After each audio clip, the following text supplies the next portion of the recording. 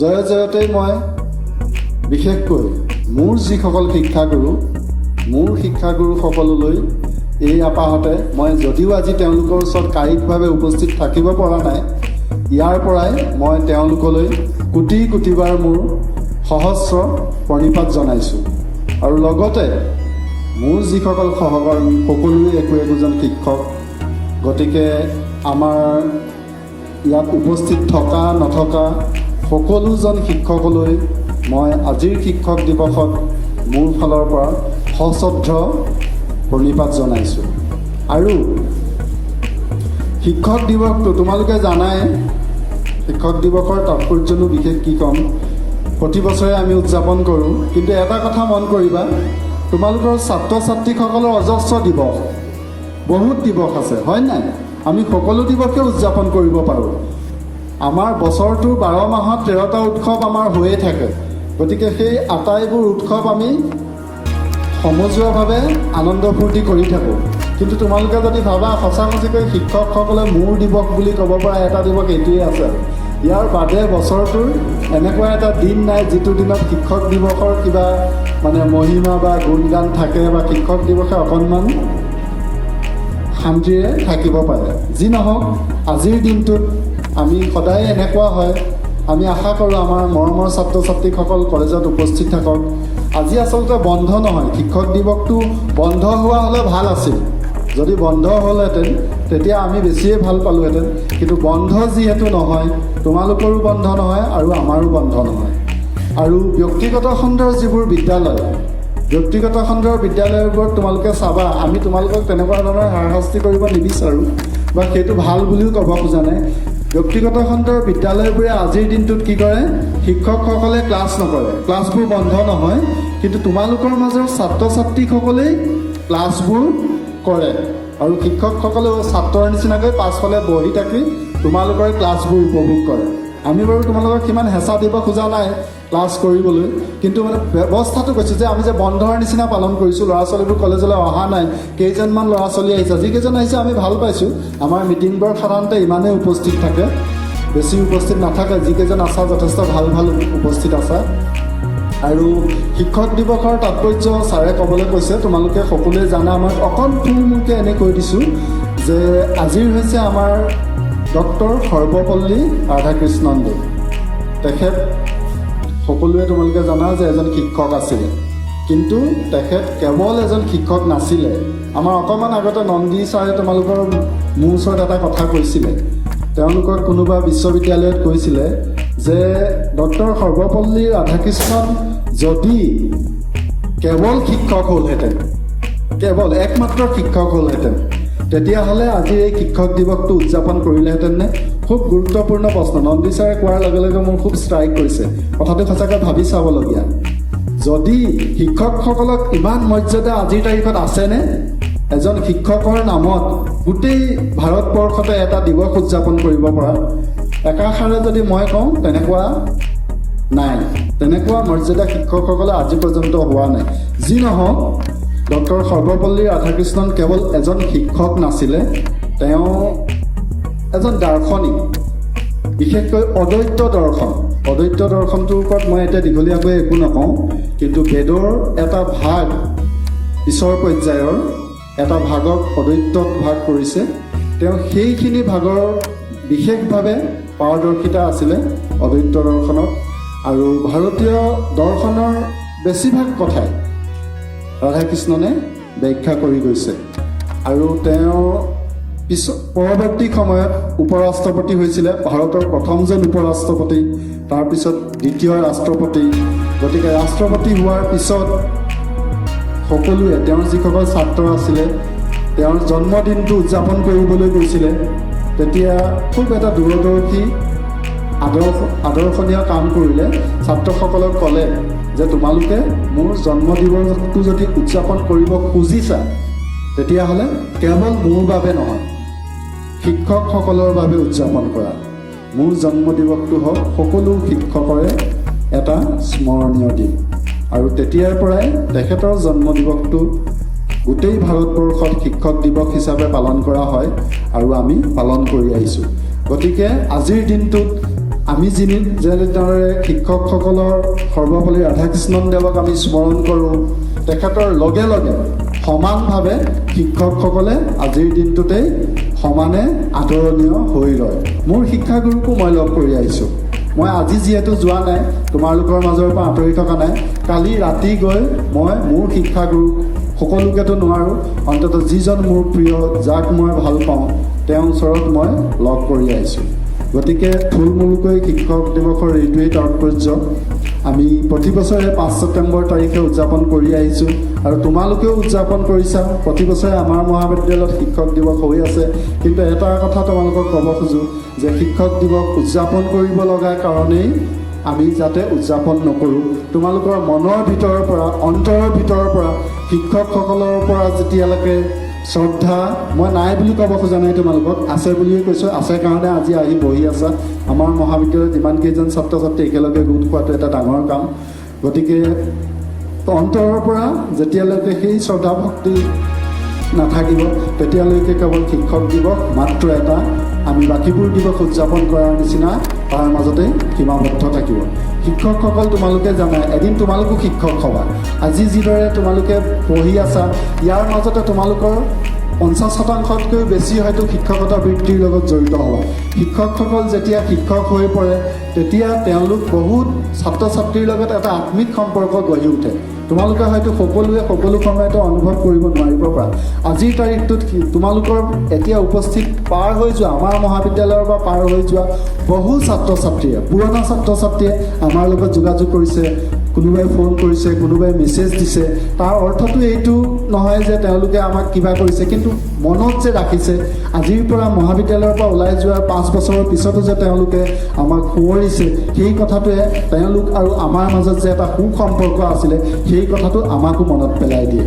গতিকে শিক্ষকসকলৰ সেই সম্পৰ্কটোৱে আমাক মাজে মাজে আৱেগিক কৰি দিয়ে। আমি বহুত শিক্ষকক দেখিছোঁ, তেওঁলোক আৱেগিক হৈ পৰে। কন্দাৰ মুহূৰ্ত মই নিজেই দেখিছোঁ। আগতেও এবাৰ কৈছোঁ, ডিব্ৰুগড় বিশ্ববিদ্যালয়ত মই যেতিয়া আছিলোঁ, ডিব্ৰুগড় বিশ্ববিদ্যালয়ত থকাৰ সময়ত আমাৰ এজন শিক্ষাগুৰু আছিলে, ভুৱন বৰুৱা ছাৰ, তেখেতৰ নাম, তেখেত এতিয়া স্বৰ্গগামী হৈছে।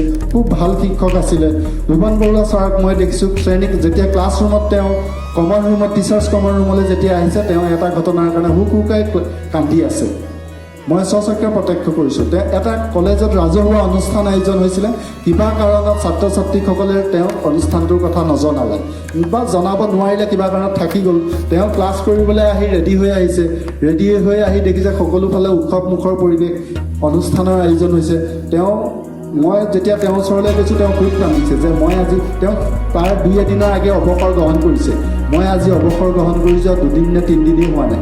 আজি আমাৰ বিশ্ববিদ্যালয়ত আয়োজন হোৱা অনুষ্ঠানটোৰ খবৰ মই নাপাওঁ। তেওঁ খুব দুখ কৰিছে। মানে তেনেকুৱা এটা আত্মিক সম্পৰ্ক যেতিয়া গঢ় লৈ উঠে মানুহৰ মাজত, ছাত্ৰ ছাত্ৰীসকলৰ মাজত, তোমালোকক আমি যিসকলক ক্লাছ কৰিছোঁ, ক্লাছ কৰা ছাত্ৰ ছাত্ৰীসকলক তোমালোকে অনুভৱ কৰিছানে নাই নাজানো। আমি তোমালোকক কেতিয়াও ছাত্ৰ হিচাপে ক্লাছ কৰোৱা নাই। মোৰ ছোৱালীজনীক মই যেনেদৰে পঢ়ালোহেঁতেন, মোৰ এটা ল'ৰা থকা হ'লে মই যেনেদৰে পঢ়ুৱালোহেঁতেন, তোমালোকক তেনেকুৱা মনোভাৱেৰে আমি পঢ়াওঁ। আৰু যিসকল ছাত্ৰ ছাত্ৰীক আমি পোনপটীয়াভাৱে ক্লাছ ল'বলৈ পোৱা নাই, তেওঁলোককো আমাৰ মনত তোমালোকৰ প্ৰতি থকা ভাৱ সদায় আদৰণীয় হৈ, তোমালোকৰ নিজৰ সন্তানৰ নিচিনা মনোভাৱবোৰ আমাৰ মাজত সদায় থাকে। হয়তো তোমালোকৰ বহুবোৰৰ নামবোৰ আমি নজনাৰ কাৰণে সকলো সময়তে তোমালোকক আমি মাতিব নোৱাৰোঁ, কিন্তু তাৰ অৰ্থ এইটো নহয় যে আমি আমাৰ ডিপাৰ্টমেণ্টৰ নহয় কাৰণে তোমালোকৰ প্ৰতি আমাৰ কোনো আন্তৰিকতা নাই। তোমালোকৰ বহুতৰ ফেচবুক আছে, হোৱাটছআপ আছে, বহু সময়ত তোমালোকে বিভিন্ন ধৰণৰ পোষ্ট দিয়া। তোমালোকে ভাবিব পাৰা, কেতিয়াবা মোক বহুত ল'ৰা ছোৱালীয়ে কয় যে ছাৰৰ প্ৰতিটো ষ্টেটাছত আমি ইমান লাইক দিওঁ, কিন্তু আমাক ছাৰে কেতিয়াও লাইক নিদিয়ে। সঁচা কথা, মই কেতিয়াও দিয়া নাই। কোনো আমাৰ বৰহাট মহাবিদ্যালয়ৰ কোনো ছাত্ৰ বা ছাত্ৰীয়ে দিয়া পোষ্টত মই কেতিয়াও লাইক দিয়া নাই। আৰু এইটো মই যেতিয়া ফেচবুক একাউণ্ট খুলিছোঁ, তেতিয়াৰ পৰা মই আজি 10 বছৰে মেইনটেইন কৰি আহিছোঁ। কাৰণ মহাবিদ্যালয়ত পঢ়ি থকা, বিশেষকৈ আমাৰ নিজৰ মহাবিদ্যালয়ৰ ছাত্ৰ ছাত্ৰী শ্ৰেণীক পাঠদান চলি থকাৰ সময়ছোৱাত বা তেওঁ পঢ়ি থকা ছাত্ৰৰ অৱস্থাত ফেচবুকৰ লগত ইমান বেছি জড়িত হোৱাটোত মই কেতিয়াও উৎসাহিত কৰিব নোৱাৰোঁ। কিন্তু মই তোমালোকক এইটো কোৱা নাই যে তাৰ পৰা আঁতৰি থাকিবলৈ মই কোৱা নাই, কিন্তু তাৰ আৰু এটা সমস্যা আছে, কিমান লাইক দিবা। আমাৰ ইমান ছাত্ৰ ছাত্ৰী, কাৰোবাৰ এটাক যদি মই আজি লাইক দি দিওঁ, তেতিয়া বাকী ছাত্ৰ ছাত্ৰীয়ে সদায় বেয়া পায়, মনত আঘাত পায়। মই ভাবোঁ যে অন্ততঃ পঢ়ি থকা দিনকেইটা মই সিহঁতক কেতিয়াও তেওঁলোকৰ ষ্টেটাছত লাইক নিদিওঁ বা কমেণ্ট নকৰোঁ। কিন্তু তোমালোকে দেখিলে গম পাবা, যিসকল ছাত্ৰ ছাত্ৰী কিন্তু আমাৰ মহাবিদ্যালয়ৰ পৰা ওলাই গৈছে তেওঁলোকৰ কিন্তু প্ৰতিটো ষ্টেটাছ মই চাওঁ, তেওঁলোকক কমেণ্ট কৰোঁ, প্ৰয়োজন সাপেক্ষে তেওঁলোকক যদি লাইক দিবলগীয়া হয় লাইক দিওঁ। গতিকে তোমালোকে সেইটো নাভাবিবা যে ছাৰে আমাক একো ৰেছপঞ্চ নকৰে। মই এইকাৰণেই নকৰোঁ, তোমালোকৰ সংখ্যা ইমান বেছি যে প্ৰত্যেককে লাইক দিব পৰাটো সম্ভৱ নহয়। আৰু সেইটো কাৰণে মনত কেতিয়াবা দুখ লাগে, মোৰো দুখ লাগে। আমাৰ শিক্ষাগুৰুসকলৰ মই চাওঁ কেতিয়াবা তেওঁলোকে কোনোবা বিশেষ ষ্টেটাছত, মই এতিয়া কিছুমান কিবা এটা বিশেষ পষ্টত এটা যদি লাইক দিয়ে নহয়, মোৰ মনটো খুব ভাল লাগে। মানে তেতিয়া মই এটা কথা বিচাৰ কৰোঁ যে ছাৰে এইটো লাইক দিছে মানে ইয়াত সঁচাকৈ কিবা এটা ভাল আছে, সেই কথাটো মই অনুভৱ কৰোঁ। আৰু ছাৰজনে কেতিয়াও বেয়া নহয়, আৰু ছাৰসকলেও তেনেকুৱাকৈ আমাক ৰাখিছে। গতিকে এই কণ্ট্ৰলটো অন্ততঃ মই ৰাখিব বিচাৰোঁ, তোমালোকে যাতে ভুল নুবুজা। তাৰপিছতে ছাৰ সময় পাৰিম ন? আচ্ছা, সময় অনুমতি দিছে, সেইকাৰণে মোক পঠাইছে। আৰু তোমালোকক এইখিনিতে মই এটা কথা কৈ থওঁ যে ইউটিউব এটা চেনেল মই খুলিছোঁ, এটা চেনেল আছে, তাত তোমালোকে ছাবস্ক্ৰাইব কৰিবা। মই বহুত বেছি পষ্ট একো দিয়া নাই, কিন্তু তোমালোকক দিম বুলি ভাবিছোঁ। ছাবস্ক্ৰাইব এইকাৰণে কৰিবলৈ কৈছোঁ, আমাৰ ফেচবুক একাউণ্টবোৰত যেনেকৈ ফ্ৰেণ্ড ৰিকুৱেষ্ট পঠায়, ইউটিউব চেনেলবোৰত ছাবস্ক্ৰাইবটো এটা ফ্ৰেণ্ড ৰিকুৱেষ্টৰ নিচিনা। তাত আমাৰ কোনো পইচা নাকাটে, তাৰ কাৰণে তোমালোকৰ কোনো হাৰাশাস্তি নহয়। আমি ছাবস্ক্ৰাইব কৰি থ'লে আমি তোমালোকৰ যদি ছাবস্ক্ৰাইবাৰ থকা ষ্টুডেণ্টসকল, তোমালোকৰ উপযোগী কিছুমান ক্লাছ ৰিলেটেড, মই এতিয়া এটা পাতিছিলোঁ, তোমালোকৰ এটা স্বচ্ছ ভাৰত কুইজ এটা অনুষ্ঠিত কৰিছিলোঁ।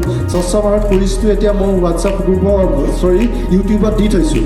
বহুত দূৰৰ পৰা ভাৰতৰ বিভিন্ন প্ৰান্তৰ ছাত্ৰ ছাত্ৰীয়ে মোলৈ মেছেজত ইনবক্সত মেছেজ দিয়ে যে ছাৰ আনচাৰ প্লিজ। মই আনচাৰটো দিয়া নাই, প্ৰায় 1 বছৰ 1.5 বছৰমান আনচাৰটো নিদিলোঁ, কাৰণ আনচাৰটো দি দিলে আৰু সেই কুইজখিনি কোনেও নপঢ়ে, সেইকাৰণে মই আনচাৰখিনি তাত দিয়া নাই। কিন্তু যিসকলে মোক ব্যক্তিগতভাৱে মেছেজ কৰিছে আনচাৰখিনি বিচাৰি, মই তেওঁলোকলৈ আনচাৰখিনি পঠাই দিছোঁ। আৰু আজিকালি এই লাৰ্ণিং প্ৰচেছটো ছাত্ৰ ছাত্ৰীৰ কাৰণে বহুত কম খৰচী, খুব কম সময়ৰ ভিতৰত আমি বহুত ছাত্ৰ ছাত্ৰীক সামৰিব পাৰোঁ। গতিকে তোমালোকে ছাবস্ক্ৰাইব কৰিবলৈ কৈছোঁ, কিন্তু সাৱধান হ'বা, ইউটিউবৰ বহুত ছাবস্ক্ৰাইব কৰিবলগীয়া তোমালোকে অজস্ৰ এডভাৰটাইজ পাবা। সকলোতে ছাবস্ক্ৰাইব নকৰিবা, কেনেকুৱাবোৰ ছাবস্ক্ৰাইব কৰিবা চাবা, কাৰণ যিকোনো ধৰণৰ ইউটিউবটো হৈছে এটা খোলা জেগা, তাত সকলো ধৰণৰ চেনেল পাবা। তোমালোকে সকলো চেনেল ছাবস্ক্ৰাইব কৰিলে হয়তো আকৌ তোমালোকে মেইনটেইন কৰিবলৈ তোমালোকৰ অসুবিধা হ'ব পাৰে। গতিকে মোৰ চেনেলটো মই আশা কৰিছোঁ তোমালোকৰ ছাত্ৰ ছাত্ৰীৰ উদ্দেশ্যে সংগতি ৰাখি কিছুমান ভিডিঅ' পষ্ট কৰিবলৈ চেষ্টা কৰিম। কিন্তু মই এতিয়ালৈকে কৰিবলৈ অসুবিধা পাইছোঁ, মোৰ ছাবস্ক্ৰাইবাৰ নাই, কাৰণ ছাত্ৰ ছাত্ৰী গোটেইসকল নাই। আৰু 2-এজনৰ কাৰণেতো মই ব্যক্তিগতভাৱে তেওঁলোকৰ হোৱাটছআপতে পঠাই দিব পাৰোঁ তেনেকুৱা বস্তু। গতিকে তোমালোকে প্ৰয়োজন সাপেক্ষে ছাবস্ক্ৰাইব কৰিবা। তোমালোকৰ পাঠ্যপুথিৰ উপৰিও তোমালোকৰ প্ৰয়োজনীয় তেনেকুৱা কিছুমান সংগতি থকা বস্তু আমি তোমালোকক দি দিলে সেইখিনি বস্তু তোমালোকৰ সংৰক্ষণযোগ্য হ'ব, আৰু তোমালোকে মনে মনে যিকোনো সময়তে পঢ়ি থাকিব পাৰিবা। গতিকে এইখিনি কথা কৈছোঁ। আৰু দুটামান কথা তোমালোকক কওঁ, মূল কথাকেইটা কোৱাই নাই, বহুত দীঘলীয়া সময়ো নকওঁ, কাৰণ আমাৰ শিক্ষকসকল আছে। মই যদি বেছি দীঘলীয়া কৰোঁ তেওঁলোকৰ পিছত অকণমান অসুবিধা পাব। প্ৰথম কথাটো হৈছে তোমালোকক আজিৰ দিনটোতে ক'ব খুজিছোঁ, তোমালোকক এনেকৈ পোৱাটো বহুত দিগদাৰ। পৰীক্ষাৰ কাৰণে তোমালোকে ক'ব লগা বহুত কথা থাকে। আজিকালি প্ৰায় তোমালোকৰ কথা ক'বলৈ সুযোগেই নোপোৱাইছোঁ। সকলো ছাত্ৰ ছাত্ৰী বিচাৰোঁ, কিন্তু সকলো ছাত্ৰ ছাত্ৰীকে ক'বলৈ দিগদাৰ। আমাৰ যিসকল ইকনমিক্সৰ ছাত্ৰ ছাত্ৰী, মই তেওঁলোকক কৈ থাকোঁ। আৰু ক্লাছবোৰ মই যিটো ভাবোঁ, ক্লাছবোৰ শ্ৰেণীকক্ষত পাঠদান কৰোঁতে কোনোবা এটা বিষয় যিমান সোনকালে শিকাব পাৰি, কিন্তু সেই বিষয়টো শ্ৰেণীকক্ষত শিকাই দিয়াতকৈ সেই বিষয়টোক যদি নিজে শিকিবৰ কাৰণে অনুপ্ৰেৰণা দিব পাৰোঁ নহয়, সেইটোহে বেছি আচল শিক্ষা। মই 10 বছৰ দিন গৱেষণাত জড়িত হৈ আছোঁ, মোৰ গাইডে মোক কেতিয়াও একো শিকোৱা নাই। মোৰ যিজন তত্ত্বাৱধায়ক আছে তেওঁ মোক এটা গুণাক্ষৰে এটা আখৰো শিকাই দিয়া নাই, কিন্তু তেওঁ কি কৰিছে, তেওঁ মই শিকিবৰ কাৰণে মোক পাছফালৰ পৰা অনুপ্ৰেৰণা যোগাইছে। আৰু সেই বস্তুটোৱে মই প্ৰথমে তেওঁক বেয়া পালেও পৰোক্ষভাৱে কিন্তু মই বহুত উপকৃত হৈছোঁ। মই যিটো শিকিছোঁ সেইটোহে মোৰ দৰকাৰী বস্তু হৈ পৰিছে। আৰু আজিৰ পৃথিৱীখনত তোমালোকে সুস্থভাৱে জীয়াই থাকিবলৈ হ'লে, প্ৰতিযোগিতামূলক পৃথিৱীখনত জীয়াই থাকিবলৈ হ'লে কেইটামান বস্তু শিকি ল'ব লাগিব। তোমালোকে কম্পিউটাৰটো শিকি আছা, বহুতে কম্পিউটাৰটো অকণমান বেছিক প্ৰিলিমিনাৰী যিখিনি নলেজ সেইখিনি বস্তু শিকি ল'বা, ঘৰতো শিকিব পাৰিবা। মোবাইলটোৰ যিখিনি বেছিক কাৰ্যাৱলী সেইখিনি তোমালোকে সকলোৱে জানা আৰু পাৰিলে ইংলিছ কেইটা আগতে ইমান ভবা নাছিলোঁ কিন্তু এতিয়া অনুভৱ কৰিছোঁ ইংলিছ কেইটা আমি কলেজৰ ছাত্ৰ অৱস্থাত থকা অৱস্থাতে পাৰিলে খুব ভাল ষ্টেণ্ডাৰ্ড ইংলিছ মই ক'বলৈ পোৱা নাই কিন্তু মিনিমাম ন্যূনতম যিকেইটা ইংলিছ আমাৰ দৰকাৰ হয় সেইকেইটা ইংলিছ তোমালোকে নহয় আমিও শিকিব লগা আমাৰো বহুত ড্ৰবেক্স আছে আমাৰ মহাবিদ্যালয়ৰ ছাত্ৰ ছাত্ৰীসকলক ইমান ভালকৈ পঢ়াওঁ ভাল মাৰ্কছ পাই ইউনিভাৰ্চিটিত এডমিশ্যন লয় তাৰপিছত সদায় তেওঁলোকৰ এটাই প্ৰব্লেম যে ছাৰ মিডিয়ামটো চেঞ্জ হৈছে মানে বস্তুবোৰ বুজি পোৱা নাই উপায় নাই আমি কওঁ কিন্তু ক'লে কি হ'ব কোৱাৰ কথাই নহয় তোমালোকে যদি এতিয়াৰ পৰা অকণমান মনোযোগ দিয়া পঢ়াৰ পাঠ্যপুথিৰ লগতে তোমালোকৰ টেক্সট বুকৰ মেইন প্ৰশ্নবোৰ যদি মেজৰৰ ছাত্ৰ ছাত্ৰীসকলেতো ইংলিছটো পঢ়িবই লাগে তোমালোকৰ কুৱেশ্যন পেপাৰখন ইংলিছত আহে মেইন বস্তুবোৰ যদি ইংলিছৰ তোমালোকে চাই যোৱা তেতিয়াহ'লে তোমালোকৰ সেই প্ৰব্লেমটো নহয় আৰু কথিত যিটো ইংলিছ আমি ক'ব পৰাকৈ তোমালোকে অকণমান আয়ত্ত কৰি লোৱাটো মোৰ নিজৰে বহুত দিগদাৰ হয় এতিয়া খুব বেয়া লাগে ইউনিভাৰ্চিটিলৈ যেতিয়া যাওঁ ছেমিনাৰবোৰ যেতিয়া উপস্থিত হওঁ তেতিয়া নিজকে খুব লাজ লাগে কিন্তু এইটো নহয় যে মই এটা সময়ত ইংলিছ ক'ব নোৱাৰিছিলোঁ যেতিয়া ইংলিছ মিডিয়ামৰ স্কুলত ক্লাছ কৰি আছিলোঁ মই ঘূৰি চালে মোৰ আচৰিত লাগে সঁচাকৈ মই ইংলিছত 2 বছৰ চাকৰি কৰিছিলোঁ নে কেনেকৈ পঢ়াইছিলোঁ এতিয়া কিন্তু নোৱাৰোঁ এতিয়া আকৌ নতুনকৈ কেতিয়াবা শিকিব মন যায় ইমান ধুনীয়া ভাষাটো এতিয়া কিছুমান বস্তু দেখি মই সেইদিনাখন এটা বস্তু চালোঁ মানে ভাষাটোৰ প্ৰতি কিবা এটা নিচা আহি গৈছে ইণ্টাৰেষ্ট আহি গৈছে শিকিম যেন লাগিছে আগতে আমি কওঁ ওমেন শব্দটো কওঁ ওমেন WOMEN কওঁ নাই ওমেন শব্দটো কওঁতে আমি চাওঁ কিছুমানে ওমেন বুলি কয় কিছুমানে উইমেন বুলি কয় মই ভাবিলোঁ যে ওমেনটোতো চবে কয় উইমেনটো অলপ ষ্টাইলিছ লাগে কম মানুহে কয় উইমেনটোকে ব্যৱহাৰ কৰে মই কথাই প্ৰতি ওমেন শব্দটো ব্যৱহাৰ কৰোঁতে উইমেন বুলি কওঁ নিজকো অলপ ভাল লাগে ষ্টাইলিছ পিছত দেখিলোঁ যে উইমেন শব্দটো ব্যৱহাৰ কৰাৰো মিনিং আছে উইমেন শব্দটো ব্যৱহাৰ কৰাৰো মিনিং আছে চাই দেখিলোঁ যে দুইটাৰ পাৰ্থক্য আছে মই যেতিয়া তেতিয়াই কৈ থাকোঁ এতিয়া লাজ পাওঁ কিন্তু এতিয়া যেতিয়া শিকিলোঁ খুব ভাল লাগিছে ভাষাবোৰ আচলতে তেনেকুৱা আমাৰ যেনেকৈ অসমীয়া শব্দত আছে তোমালোকক মই কেতিয়াবা ক্লাছত সোধোঁ চোৱা আৰু দেখা পাৰ্থক্য আছেনে নাই জানা নাই বহুতে নাজানে চোৱা দেখাটোক চোৱা বুলি কোৱা চোৱাটোক দেখা বুলি কোৱা মই দীঘলীয়াকৈ ভাঙনি নিদিওঁ জাষ্ট উদাহৰণটো দিছোঁ তেতিয়া উইমেন শব্দটো মই কৈ দিছোঁ উইমেন শব্দটো যেতিয়া ছিংগুলাৰ নাম্বাৰ একবচনত আমি ব্যৱহাৰ কৰোঁ এগৰাকী মহিলাৰ উদ্দেশ্যত যেতিয়া ব্যৱহাৰ কৰিম তেতিয়া একেটা প্ৰনাউন্সিয়েশ্যন একেটা শব্দ কিন্তু কওঁতে ওমেন কিন্তু যেতিয়া বহু বচনত ব্যৱহাৰ কৰোঁ প্লুৰেল নাম্বাৰ মহিলা সমষ্টিক আমি ব্যৱহাৰ কৰোঁ তেতিয়া কিন্তু প্ৰনাউন্সিয়েশ্যনটো উইমেন হয় ইমান সুন্দৰ চোৱাচোন গতিকে এতিয়া ভাবোঁ যে আমি কিমান পিছ পৰি আছোঁ মোৰ দেন 50% পাৰ কৰিলোঁ ইংলিছ কেইটা ক'ব নাজানো কিন্তু তোমালোকে যে ক'ব নোৱাৰিবা তেনেকুৱাও নহয় এনেকুৱা কোনোবা ছাত্ৰ ছাত্ৰী আছা নেকি যিয়ে ইংলিছটো এটা ছাবজেক্ট হিচাপে পঢ়া নাই ছাবজেক্ট হিচাপেতো পঢ়ি আছোঁ ছাবজেক্ট হিচাপেতো পৰীক্ষাত লিখি আছে 100 মাৰ্কছৰ প্ৰতি বছৰে আমি আনচাৰ কৰি আছোঁ তেতিয়াহ'লে কৰিব নোৱাৰিম বুলি কিবা কথা আছে জানো কৰিব নোৱাৰিম বুলিতো কোনো কথা নাই আমি কেৱল মনোযোগ দিলেই হয় আৰু আজি মই এটা শব্দ শিকিছোঁ আমাক যদি কওঁ ছেল্ফ ইণ্ট্ৰডাকশ্যন কোনোবা ইণ্টাৰভিউত গ'লা ইণ্টাৰভিউত এটা প্ৰথমেই সোধে মোকো বহুত জেগাত সুধিছিলে আমি নাজানো মই কালি পৰহিলৈকে নামৰূপ কলেজৰ এখন ৱৰ্কশ্বপ কৰিছিলোঁ তাত কৈছে যে তোমাৰ পৰিচয় দিয়া মই কৈছোঁ যে মাইছেল্ফ বাৰিন্দ্ৰ দাস এতিয়া মই শুনিছোঁ এতিয়া মই শিকিছোঁ যদি কোনোবা ইণ্টাৰভিউত যদি কোৱা যে ইণ্ট্ৰডিউচ ইয়ৰছেল্ফ তুমি যদি কোৱা যে মাইছেল্ফ আমুক তেতিয়াহ'লে তোমাক লগে ৰিজেক্ট কৰিলে তাৰমানে মাইছেল্ফটো খুব ভুল বোলে ইণ্ট্ৰডাকশ্যনত সেইটো নহয় একদম সহজকৈ আমি ক'ব পাৰোঁ আমি সৰুতেই যিটো শিকিছোঁ মাই নেম ইজ ইমান ধুনীয়া শব্দটো থাকোঁতে বহুতে ষ্টাইলত আমিয়ে কওঁ ৱৰ্কশ্বপত যেতিয়া নামৰূপত গৈছোঁ মই এতিয়া লাজ লাগিছে ইমানবোৰ টিচাৰ আছে মই নিজৰ পৰিচয়টো দিছোঁ মাইছেল্ফ আমুক মানে ইমান ভাল গতিকে আমি তেনেকুৱাকৈ আমি লাহে লাহে এই বস্তুবোৰ শিকিব লাগে সকলো এতিয়া পাঠ্যপুথিৰ ওপৰত সকলোখিনি বস্তু লাগিব নৈতিকতাৰ কিছুমান বস্তু আমি শিকিব লাগিব আগতে চৰিত্ৰপাঠ আছিলে এতিয়া সেইবোৰ উঠাই দিলে নীতি শিক্ষা মই বিচাৰি সেইদিনাখন আলমাৰী মোৰ ঘৰুৱা আলমাৰীত এখন কিতাপ দেখিলোঁ 1900 কিমান চনতে ডিব্ৰুগড় বিশ্ববিদ্যালয়ে প্ৰকাশ কৰা এখন নীতি শিক্ষাৰ কিতাপ এইখন মই ভাবিছোঁ ফেচবুকত ডিব্ৰুগড় ইউনিভাৰ্চিটিলৈ মই আপলোড কৰিম যে আপোনালোকে এটা সময়ত এনেকুৱা টেক্সট বুকো বনাইছিলে এতিয়া কিন্তু সেইবোৰ নাইকিয়া হৈ গ'ল সেইবোৰ বস্তুও আমাক লাগে গতিকে তোমালোকক আৰু দীঘলীয়া নকৰোঁ আৰু সময় শেষ হৈ আহিছে মই মাত্ৰ শেষত এটাই তোমালোকক সৰু উদাহৰণ দিব গৈছোঁ নৈতিকতা আমাক কেনেকুৱা শিক্ষা লাগে নৈতিকতাৰ মই এটা সৰু উদাহৰণ তোমালোকক দিবলৈ গৈছোঁ এজনী চিকাৰী চৰাই চিকাৰ কৰি আহিলে চিকাৰ কৰি ধৰি আনিলে এটা বিষাক্ত এটা সাপ এটা ধৰি আহিলে বিষাক্ত সাপটো ধৰি আনি ওপৰেদি উৰি গৈ আছে। বহুতে পাইছে পোষ্টটো, তোমালোকৰ বেছিভাগে হয়তো পাইছে নেকি? জানা নেকি? নাজানা, ঠিক আছে। বিষাক্ত সাপটোলৈ উৰি গৈ আছে। তাৰপিছত এজন ৰজাই সেই সময়তে সেইদিনাই 100 ব্ৰাহ্মণক মাতি আনি ভোজৰ ব্যৱস্থা কৰিছে, ভোজ ৰান্ধি আছে। কিন্তু দুৰ্ভাগ্যবশতঃ সেই সময়তে চৰাইজনীয়ে যেতিয়া সাপটো ধৰি নি আছে, চৰাইজনীকটো ফুটিবলৈ চেষ্টা কৰিব সাপটোৱে বিষবোৰ এৰি আছে। বিষবোৰ এৰোঁতে গৈ সেই যে ব্ৰাহ্মণৰ কাৰণে ৰান্ধি আছে সেই খাদ্যখিনিত পৰিলগৈ। খাদ্যখিনিত যেতিয়া পৰিলে, তাৰপিছততো তেওঁলোকেতো নাজানে ওপৰৰ পৰা পৰিছে, এইটোতো কিমান সৰু বস্তু, বিষটো অকণমানেই লাগে। তাৰপিছত যেতিয়া তেওঁলোকে সেই খাদ্য গ্ৰহণ কৰিলে, খাদ্য গ্ৰহণ কৰাৰ পাছত গোটেই ব্ৰাহ্মণসকল মৰি থাকিলে, মৃত্যু হ'ল। ৰজাই খুব দুখ পাইছে, কাৰণ তেওঁ এটা ভোজ আয়োজন কৰিছিলে, আয়োজন কৰি তেওঁ মৰা নিচিনা হ'ল, 100 ব্ৰাহ্মণ মাৰিলে। তাৰপিছত ৰজাক মানুহে কিছুমানে সমালোচনা কৰিছে, কিছুমানে কৈছে ৰজাই ষড়যন্ত্ৰ কৰি মাৰিলে। বাহিৰতো বহুত কোৱা মেলা হৈছে। তাৰপিছত স্বৰ্গটোৰ ওপৰত চিন্তা হৈছে যে কি কৰা যায় এতিয়া, এই ঘটনাটোৰ কাৰণে কাক দোষাৰোপ কৰা যায়। নৰকত যমৰাজে আলোচনা কৰিছে কাক এতিয়া নৰকলৈ আনে।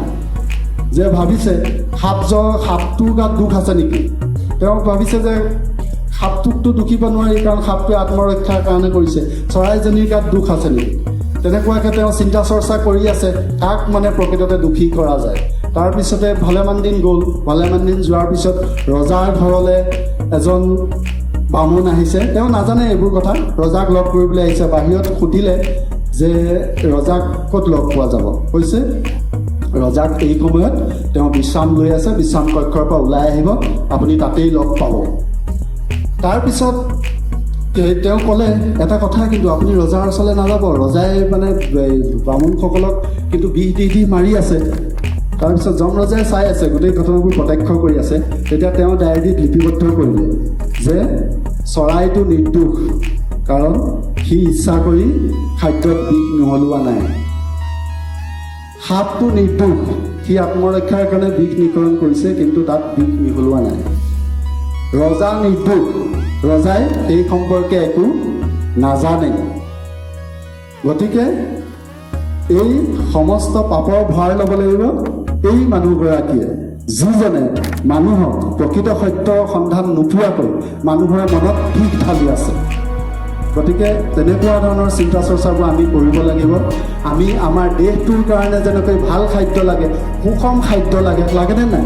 ভাল খাদ্য খোৱাৰ কাৰণে আমাৰ দেহটো সক্ৰিয় হৈ থাকিব সদায়। ঠিক তেনেকৈ আমাৰ মনটোৰ কাৰণে এনে কিছুমান খাদ্য লাগিব, যিবোৰ খাদ্যই আমাৰ মনটোক সক্ৰিয় কৰি ৰাখে, সুস্থিৰ কৰি ৰাখে, আমাৰ চিন্তাবোৰ সজীৱ কৰি ৰাখে, যিবোৰ চিন্তাই তোমালোকৰ লক্ষ্য প্ৰাপ্তিত উত্তৰণৰ দিশে লৈ যাব পাৰিব। আমাৰ মাজত আটাইতকৈ অভাৱ এতিয়া আজিৰ তাৰিখত প্ৰয়োজন হৈছে সেই সুস্থ মানসিক খাদ্য আমি লাহে লাহে পৰিহাৰ কৰি আহিছোঁ। আৰু আমি এটা নিষ্ক্ৰিয় অৱস্থালৈ আমাৰ মনটো সলনি হৈ গৈছে। গতিকে এইটো কাহিনী কৈ আৰু এটা সৰু কাহিনী কৈ তোমালোকক আজি সামৰণি কৰিছোঁ। 1 মিনিটৰ ভিতৰত অনুষ্ঠানটো শেষ কৰি দিছোঁ। আৰু সেইটো হৈছে তোমালোকৰ কাৰণে আটাইতকৈ দৰকাৰী কথা। আজিৰ তাৰিখত তোমালোকে কেনেকৈ নিজক প্ৰস্তুত কৰি ৰাখিবা, তোমালোকলৈ মই এটা সেই ধৰণৰ প্ৰস্তাৱ দি বক্তব্য সামৰণি মাৰিম যে এতিয়া যেনেকৈ আমাৰ 1G 2G 3G 4G চলি আছে নাই মোবাইলত, সকলো জানো। আগতে আমাৰ এটা কাহিনী আছিলে, তোমালোকে জানা যে শহা আৰু কাছৰ কাহিনীটো জানানে? কোনোবা নজনা আছা নেকি? জানা? শহা আৰু কাছৰ কাহিনীটো জানো। সেই যিটো শহা আৰু কাছৰ কাহিনী আমি সৰুতে শুনিছিলোঁ, সেইটো ফাৰ্ষ্ট জেনেৰেশ্যন। 1G বুলি যদি কওঁ আমি, সেইটো ফাৰ্ষ্ট জেনেৰেশ্যন কাহিনী আছিলে। তাৰপিছত এটা ছেকেণ্ড জেনেৰেশ্যন কাহিনী ওলালে, জানানে? কি সেই একেটা কাহিনী। ছেকেণ্ড জেনেৰেশ্যনত কি হ'ল, আমি ফাৰ্ষ্ট জেনেৰেশ্যনত শহা আৰু কাছৰ প্ৰতিযোগিতাত নামিলে, তাৰপিছত শহাই পূৰা দ্ৰুতবেগে গৈ অলপ দূৰ শুই থাকিলে, শুই থকাৰ পিছত টোপনি গুচি গ'ল, কাছতো পাৰ হৈ গুচি গ'ল নাই? সেইটো ফাৰ্ষ্ট জেনেৰেশ্যন। ছেকেণ্ড জেনেৰেশ্যনত সেই কাহিনীটো সলনি হৈ গ'ল। ছেকেণ্ড জেনেৰেশ্যনত কি কৰিলে, সেই শহা নুশুলে, তই একবাৰ মই খোৱাৰ কাৰণে ফাৰ্ষ্ট হৈ গ'লো, এইবাৰ কিন্তু মই নুশুলে। কি হ'ল? ডেফিনেটলি কাছ ওলাই গুচি শহা ফাৰ্ষ্ট হ'ব, হয় নাই? প্ৰথমবাৰ সহায় শুইছিলে কাৰণেহে জিকিব নোৱাৰিলে। দ্বিতীয়বাৰে যেতিয়া গম পালে যে শুলে বেয়া, মই নুশু আৰু, দ্বিতীয়বাৰ কিন্তু ছেকেণ্ড জেনেৰেশ্যনত শহা জিকিলে। থাৰ্ড জেনেৰেশ্যনত কি হ'ব এতিয়া গৈ ছেকেণ্ড জেনেৰেশ্যনতো নাই আমি আছোঁ থাৰ্ড জেনেৰেশ্যনত, থাৰ্ড জেনেৰেশ্যনতো নাই। কিন্তু থাৰ্ড জেনেৰেশ্যনত কি হ'ল, আকৌ প্ৰতিযোগিতাখন হ'ল। এইবাৰ কিন্তু প্ৰতিযোগিতাত কি কৰিলে, তেওঁলোকে যেতিয়া দৌৰিবলৈ দিয়া হ'ল, দুইটাই সমানে দৌৰিলে। শহাও খোৱা নাই, কাছও খোৱা নাই। শহা লাহে লাহে গৈ আছে, কাছ দৌৰি গৈ আছে। অলপ দূৰ গৈ যোৱাৰ পিছত দেখেতে এটা ডাঙৰ পুখুৰী। শহা ৰৈ গ'ল, কি কৰিব এতিয়া, উপায় নাই। কাছ লাহে লাহে গৈ পিছে গৈ ওলালে, পানীত নামিলে ধুনীয়াকৈ সাঁতুৰি পাৰ হৈ গৈ কাছ আকৌ ফাৰ্ষ্ট হ'ল। থাৰ্ড জেনেৰেশ্যনত কাছ আকৌ আহিল। ফ'ৰ্থ জেনেৰেশ্যনত কি হ'ব এতিয়া, ফ'ৰ্থ জেনেৰেশ্যনত হ'ব কি, চতুৰ্থবাৰ দুইটাই এটা এগ্ৰিমেণ্ট কৰিলে। আমাৰ যেনেকৈ ব্যৱসায়ীসকলে এগ্ৰিমেণ্ট কৰে, মাল্টিলেটাৰেল ট্ৰেড এগ্ৰিমেণ্টবোৰ হয়, সেইবোৰ এটা বেলেগ কথা বাৰু। ফ'ৰ্থ জেনেৰেশ্যনত প্ৰতিযোগিতাটোত কি কৰিলে, শহা আৰু কাছই কথা পাতিলে যে আমি দুয়ো সহযোগিতা আগবঢ়াওঁ। তেতিয়া কি কৰিলে, প্ৰতিযোগিতাখন যেতিয়া আৰম্ভ হ'ল, কাছ আৰু শহা ধুনীয়াকৈ গ'ল, পুখুৰীৰ পাৰত ৰ'লেগৈ। ৰোৱাৰ পিছত কাছ পানীত নামিলে, শহাটো কাছৰ পিঠিত উঠিলে, উঠি গৈ পাৰ হৈ দুইটাই জিকিলে। গতিকে আমি ফ'ৰ্থ জেনেৰেশ্যনত যিহেতুকে আছোঁ, ফিফ্থ জেনেৰেশ্যন এতিয়া পোৱা নাই। গতিকে তোমালোকলৈ মই এইটোকে আগবঢ়াইছোঁ যে এতিয়া সহযোগিতাৰ যুগ। পৰস্পৰে আমি ইজনে সিজনৰ সহযোগত আমি আমাৰ জীৱনটোত আগুৱাই যাব পাৰোঁ। কিন্তু তোমালোকেও সহযোগিতা কৰা কেৱল পৰীক্ষা হলত। গতিকে অনুৰোধ কৰিছোঁ, কেৱল পৰীক্ষা হলৰ সহযোগিতা পৰিহাৰ কৰি জীৱন যুদ্ধত সহযোগিতাত তোমালোক আগুৱাই যোৱা।